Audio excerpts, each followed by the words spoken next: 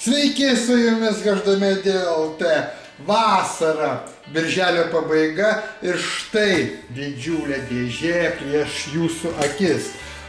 Na ir kelias į Lietuvą, antra dalis, H2Media H8+. Štai pagaliau šitas grotuvas atkeliavo, jisai pas mus vėlavo kiek? 2 savaitės. Turėjo būti birželio 1-2 savaitę, o dabar jau birželio pabaigoje. Bet jau šitą grotuvą mes jau turim ir atidarysim dabar šitą dėžę, būsite pirmieji, ne tai, kad pirmieji Lietuvoje, kurie pamatysite šitą grotuvą H8+, bet pirmieji Europoje. Mes pirmieji Europoje šitą grotuvą gavom, daugiau niekas neturi šio grotuvo. Tik tai H2Media LT Lietuvoje šitą grotuvą jau gavo. Ir mes jau jį, kaip sakoma, tie, kurie užsisakė šitą grotuvą, tai būtinai įsiūsim, o tie, kurie neužsisakė, tai jau gali jį užsisakyti ir nereikės laukti. Grotuvas jau yra pas mus sandėliuose. Va toks, va tokios va dėžutės. Mato, daug grotuvų. Vieną grotuvėlį išimsim ir iš tikrųjų parodysiu, kas tai yra H8+ oktakorė. Kaip matot.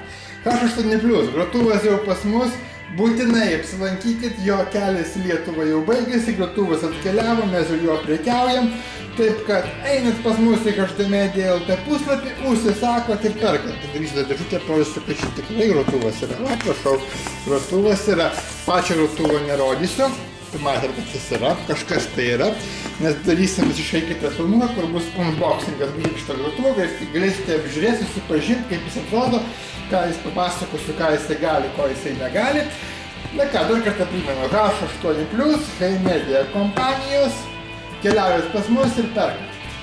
Jei patiko šitas video, būtinai paspauskit, kad patiko, jei nepatiko, kad nepatiko, būtinai šito video pasidalinkite su savo kaimynais, draugais, pažįstamais, kurie mato, girdi ir supranta, ką aš kalbu.